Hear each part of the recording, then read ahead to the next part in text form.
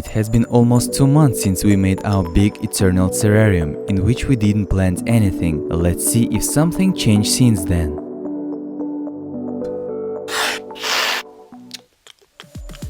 Do you remember the ants terrarium? It exists for 9 months now. Ants feeling well and still have good appetite. Look at 2 big ones. These are queens, which lay eggs.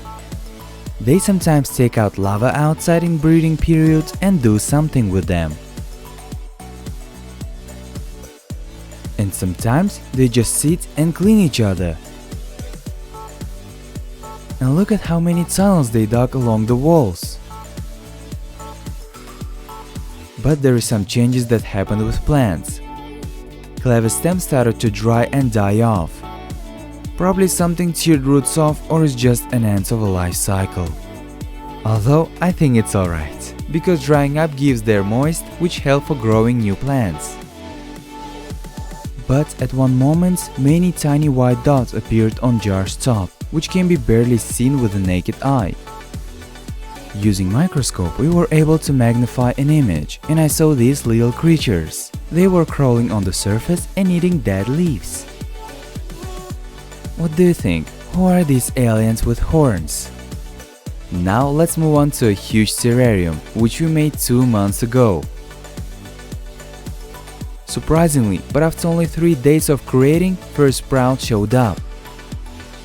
It developed, but after a few days died, probably because of the cold from the window. So I changed place of terrarium and put it on the bedside table. I kept it there for about 2 weeks in anticipation of the origin of life. But one day, during the inspection, I've noticed strange prints on a water condensate. And after a few minutes, I saw this little dude.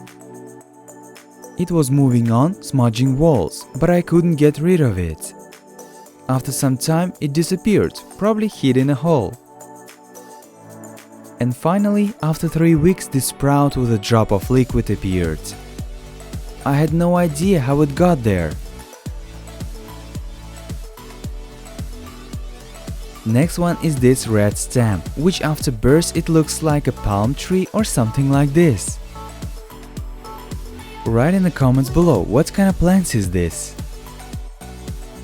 All in all, many living creatures developed in the terrarium, starting from moss and these weird poles. Even in the gap underground grew up one seed. Condensing moisture gathers into drops on walls and then falling on the ground simulates rain.